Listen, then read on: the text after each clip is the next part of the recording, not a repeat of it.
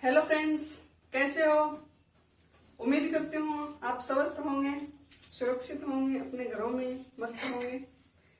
हमने political science start कर रखा था। पॉलिटिकल साइंस में भी हमने कुछ पढ़े थे। क्या क्या पढ़ लिया था, आपको रिवाइज हो जाएंगे, देखते हैं। सबसे पहले हमने संविधान पढ़ा था। संविधान की विशेषताएं, स्रोत सब पढ़ लिया था संविधान के बारे में। उसके बाद हमारे पास आया था भाग एक। भाग एक आता है अनुच्छेद 1 से 4 तक। इसके अंदर हमारे पास राज्यों के बारे में बताया है। भाग 2 आता है अनुच्छेद 5 से 11 में। 5 से 11 में हमने नागरिकता पढ़ ली थी। भाग 3 आता है हमारे पास अनुच्छेद 12 से 35 में। इसके अंदर हमने मौलिक अधिकार पढ़ लिए थे। हमारे पास क्या क्या मौलिक अधिकार हैं वो सब हमने डिस्कस कर लिया था। भाग 4 आता है हमारे पास अनुच्छेद 36 से 51। इसके अंदर हमने राज्य के नीति निर्देशक तत्व पढ़े थे। राज्य के नीति निर्देशक तत्व में हमने सब डिस्कस कर लिया था, जिसमें हमने पढ़ा था कि राज्य एक कल्याणकारी राज्य कैसे बन सकता है, वो सब अनुच्छेद 36 से 51 के अंतर्गत आता है। उसके बाद हमने पढ़ा था भाग 4A, अनुच्छेद 51A के अंतर्गत आता है। इसके अंदर हमने मौलिक कर्तव्य पढ़ लिए थे। मौलिक कर्तव्य हमारे क्या क्या मौलिक कर्तव्य हैं देश के प्रति, वो सब हमने इसमें डिस्कस कर लिया था। उसके बाद हमने स्टार्ट किया था भाग 5।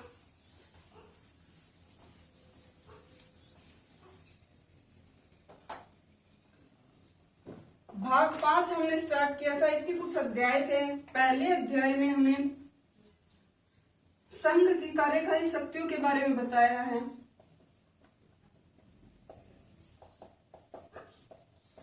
संघ की कार्यकारी शक्तियां कौन कौन सी होती हैं? राष्ट्रपति, उपराष्ट्रपति, प्रधानमंत्री, प्रधानमंत्री की मंत्रिपरिषद, उसके बाद आता है महान्यायवादी।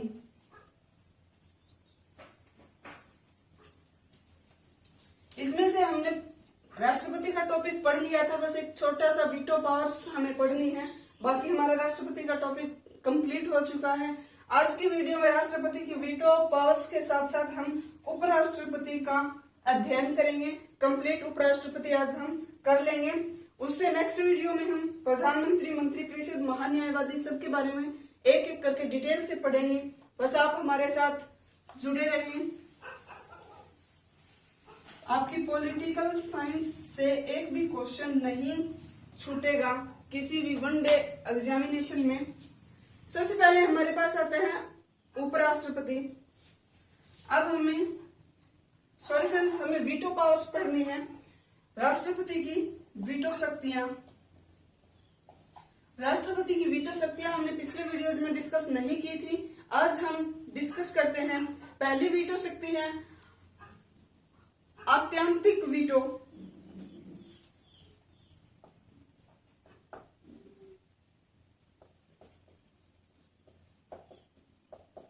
दूसरी वीटो शक्ति आती है हमारे पास निलंबनकारी वीटो।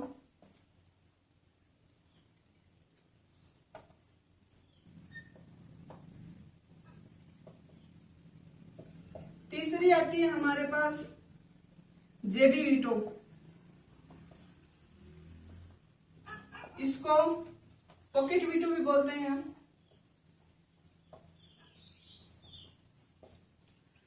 सबसे पहले ये सभी शक्तियां राष्ट्रपति के पास होती है। सबसे पहले आती है आत्यंतिक वीटो। इसके अंदर हमें बताया गया है कि राष्ट्रपति के पास ये अधिकार है कि उनके पास कोई भी विधेयक अगर आता है तो वो उसको अपने पास रख सकते हैं। उसका कोई भी जवाब ना दे तो भी किसी को कोई आपत्ति नहीं होती। जो भी विधेयक आता है उसकी अनुमति नहीं देता।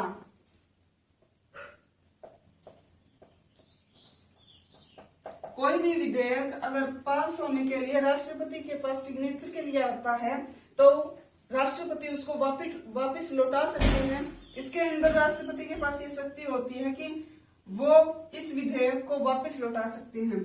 निलंबनकारी वीटो कौन सी होती है? निलंबनकारी यानी कि निलंब कर सकता है, देरी कर सकता है। कोई भी विधेयक अगर राष्ट्रपति के पास आता है संसद से तो वो राष्ट्रपति वापस उस विधेयक को संसद में पुनर्विचार के लिए भेज सकते हैं, यानी कि निलंब कर सकते हैं उस विधेयक को पारित करने में। निलंब करना। विधेयक के बारे में है ये। विधेयक को अनुमति नहीं देते हैं आत्यांतिक वीटो में, यानी अपने पास रख लेते हैं। आत्यांतिक रहते हैं मतलब अपने अंदर रख लेते हैं, उसकी अनुमति नहीं देते हैं। इससे हम इसको याद कर सकते हैं। निलंबनकारी वीटो यानी कि निलंब कर सकते हैं विधेयक में, यानी पुनर्विचार के लिए संसद में वापस भेज सकते हैं। तीसरी आती है जेबी वीटो। जेबी वीटो में राष्ट्रपति के पास ये शक्ति होती है कि वो उसको ना ही पुनर्विचार के लिए भेजे ना ही निलंब करे, वो अपने पास अपनी जेब में ही रख लेते हैं। जेबी वीटो से हम याद कर लेंगे कि वो उस विधेयक को जेब में रख सकते हैं। ये तीनों शक्तियां हमारे पास राष्ट्रपति के पास होती हैं। भारत के राष्ट्रपति के पास ये तीनों शक्तियां होती हैं। और जेबी वीटो से एक क्वेश्चन आता है कि ज्ञानी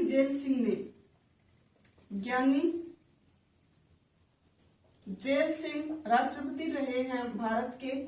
उन्होंने पहली बार और अंतिम बार जेबी वीटो का प्रयोग किया था डाकघर अधिनियम 1986 में। डाकघर विधेयक आया था 1986 में, उसके अंदर जेबी वीटो का प्रयोग ज्ञानी जेल सिंह ने किया था। अब हमारे पास हमारा टॉपिक स्टार्ट होता है उपराष्ट्रपति।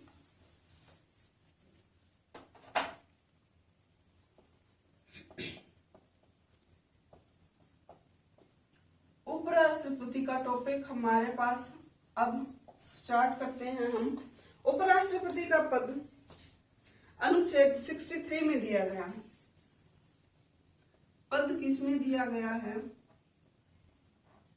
अनुच्छेद 63 में उपराष्ट्रपति का पद दिया गया है। और उपराष्ट्रपति का पद लिया कहां से गया है? संयुक्त राष्ट्र अमेरिका के उपराष्ट्रपति के पद से।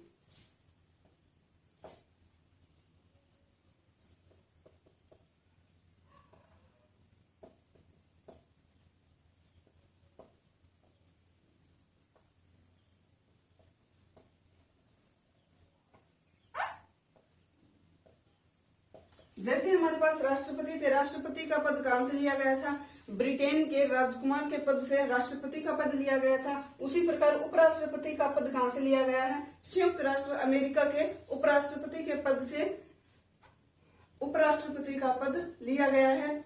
जिस प्रकार से राष्ट्रपति भारत का प्रथम नागरिक होता है, उसी प्रकार उपराष्ट्रपति भारत का सेकंड नागरिक होता है। उपराष्ट्रपति भारत का सेकंड नागरिक होता है। आप राष्ट्रपति और उपराष्ट्रपति का कंपैरिजन करते चलिए, आपको सब चीजें इजीली याद हो जाएंगी। उपराष्ट्रपति का पद संयुक्त राष्ट्र अमेरिका से के उपराष्ट्रपति के पद से लिया गया है।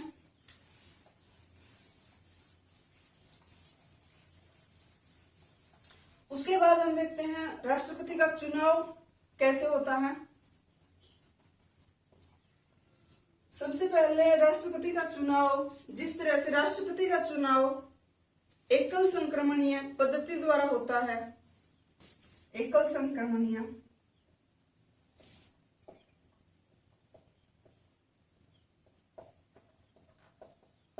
उसी प्रकार उपराष्ट्रपति का चुनाव भी एकल संक्रमणीय पद्धति के द्वारा होता है। इसमें निर्वाचन मंडल में भाग कौन कौन लेते हैं, उनके चुनाव में भाग कौन कौन लेते हैं। सबसे पहले राष्ट्रपति के चुनाव में कौन कौन भाग लेते हैं? राष्ट्रपति के चुनाव में हमारे पास संसद के यानी लोकसभा और राज्यसभा के सिर्फ निर्वाचित सदस्य भाग लेते हैं और राज्यों की विधानसभाओं के सदस्य भाग लेते हैं। संसद के, लोकसभा और राज्यसभा के निर्वाचित सदस्य और राज्यों के विधानसभाओं के सदस्य राष्ट्रपति के चुनाव में भाग लेते हैं। लेकिन हम यहाँ पढ़ रहे हैं उपराष्ट्रपति। उपराष्ट्रपति के अंदर संसद के लोकसभा और राज्यसभा के निर्वाचित और मनोनीत दोनों सदस्य भाग लेते हैं।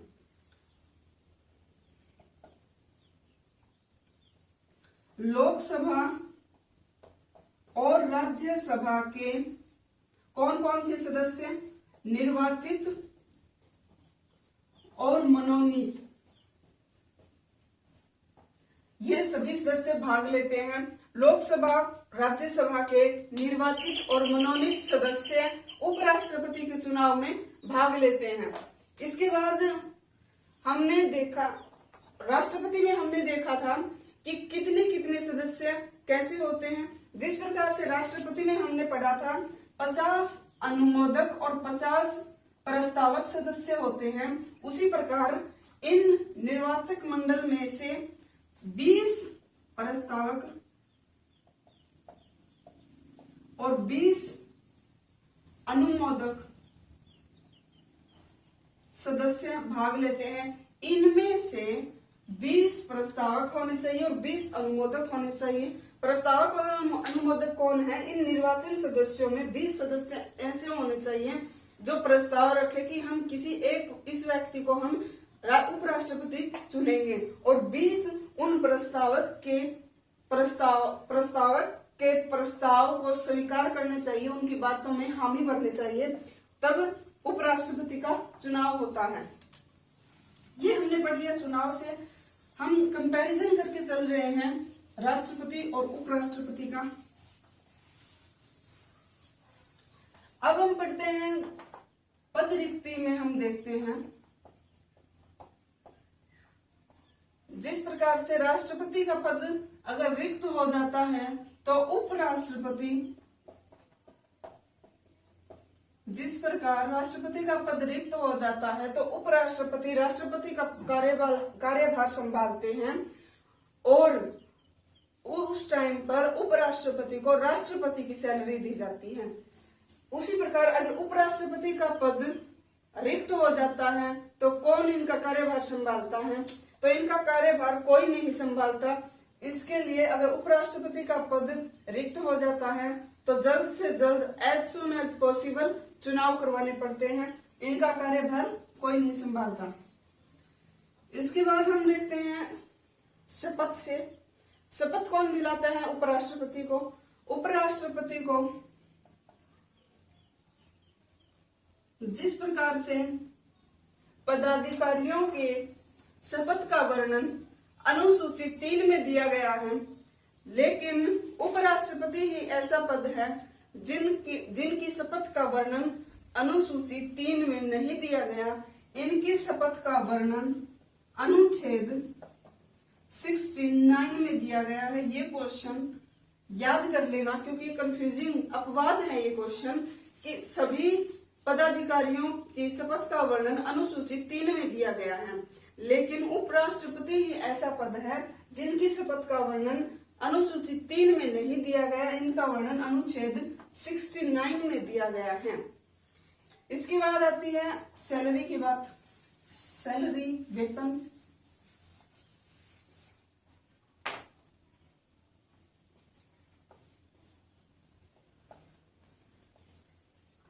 उपराष्ट्रपति की सैलरी 0 होती है।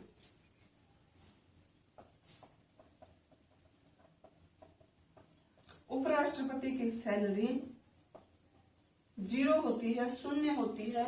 लेकिन उपराष्ट्रपति भारत के राज्यसभा के सभापति के रूप में कार्य करते हैं। राज्यसभा के सभापति के रूप में कार्य करते हैं, तब इनकी सैलरी 4 लाख रुपए है। ये सैलरी कब से है? 1 अप्रैल 2018 को बजट पेश हुआ था, उसके बाद से इनकी सैलरी 4 लाख रुपए है। इससे पहले इनकी सैलरी थी 1.25 लाख रुपए। ये सैलरी इससे पहले थी, और 1 अप्रैल 2018 में जब बजट आया था तो इनकी सैलरी बढ़ाकर कर दी गई 4 लाख रुपए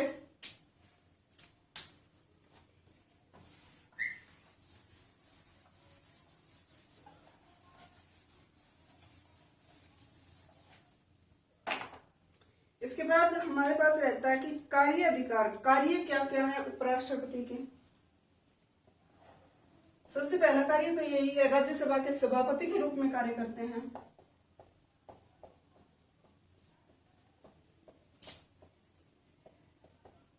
राज्यसभा के सभापति के रूप में वो कार्य करते हैं। और अगर राष्ट्रपति का पद रिक्त हो जाता है तो उपराष्ट्रपति कार्यवाहक राष्ट्रपति के रूप में कार्य करेंगे। कार्यवाहक राष्ट्रपति, जब राष्ट्रपति का पद किसी कारण से रिक्त हो जाता है तो कार्यवाहक राष्ट्रपति बन सकते हैं कौन? उपराष्ट्रपति। उसके बाद हमारे पास आता है कार्यकाल कितना होता है उपराष्ट्रपति का। कार्यकाल वही होता है 5 वर्ष का, 5 वर्ष इनका कार्यकाल होता है।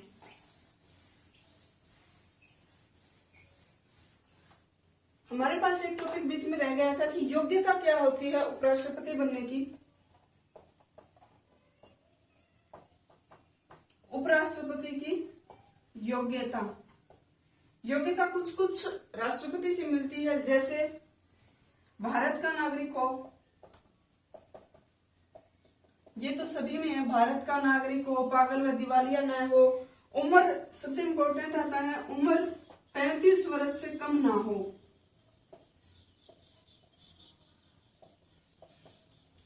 उसके बाद हमारे पास आती है राज्यसभा का सदस्य बनने की योग्यता रखता हो।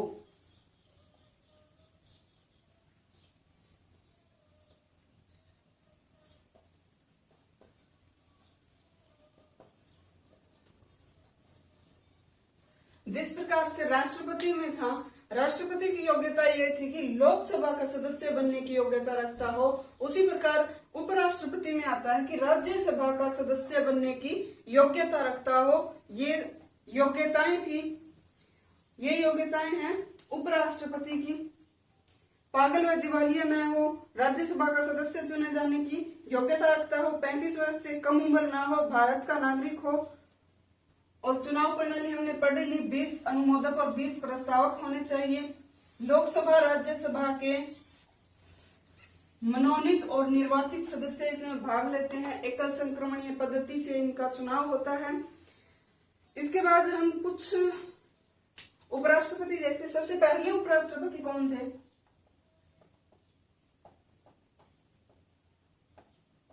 पहले उपराष्ट्रपति थे डॉक्टर राधाकृष्ण, सर्वपल्ली राधाकृष्ण।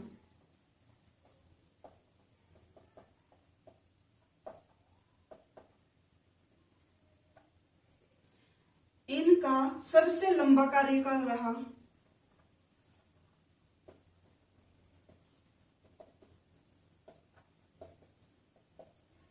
भारत के सभी उपराष्ट्रपतियों में से सबसे लंबा कार्यकाल रहा है सर्वपल्ली राधाकृष्णन का, और देश के पहले उपराष्ट्रपति रहे हैं। इसके बाद हम देखते हैं ऐसे कौन से उपराष्ट्रपति थे जिनकी पद पर मृत्यु हो गई थी। सिर्फ एक उपराष्ट्रपति ऐसे रहे हैं जिनकी पद पर मृत्यु हो गई थी, उनका नाम है कृष्णकांत। कृष्णकांत वे उपराष्ट्रपति हैं जिनकी पद पर मृत्यु हो गई थी। एकमात्र ऐसे उपराष्ट्रपति हैं जिनकी पद पर मृत्यु हो गई थी। उसके बाद आते हैं सबसे कम कार्यकाल किनका रहा है। सबसे कम कार्यकाल रहा है हमारे पास वीवी गिरी का। वीवी गिरी का कार्यकाल सबसे कम रहा है। इन्होंने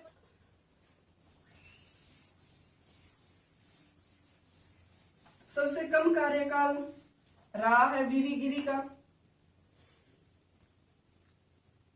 ये हो गए भी हमारे पास सभी क्वेश्चन जो उपराष्ट्रपति से आते हैं। हमने पढ़ लिया था भारत का दूसरा नागरिक उपराष्ट्रपति होता है, सर्वोच्च स्थान है, राष्ट्रपति के बाद दूसरा सबसे बड़ा स्थान है। 63 आर्टिकल में इनके पद का वर्णन है। संयुक्त राष्ट्र अमेरिका से इनका पद लिया गया है। 4 लाख इनका वेतन है। राष्ट्रपति के राज्यसभा के पदेन सभापति के रूप में ये कार्य करते हैं, 4 लाख रुपए वेतन है। लेकिन अगर ये क्वेश्चन में कंफ्यूज करता है कि उपराष्ट्रपति का वेतन कितना होता है, उपराष्ट्रपति का वेतन 0 होता है, लेकिन राज्यसभा के पदेन सभापति का वेतन 4 लाख रुपए है।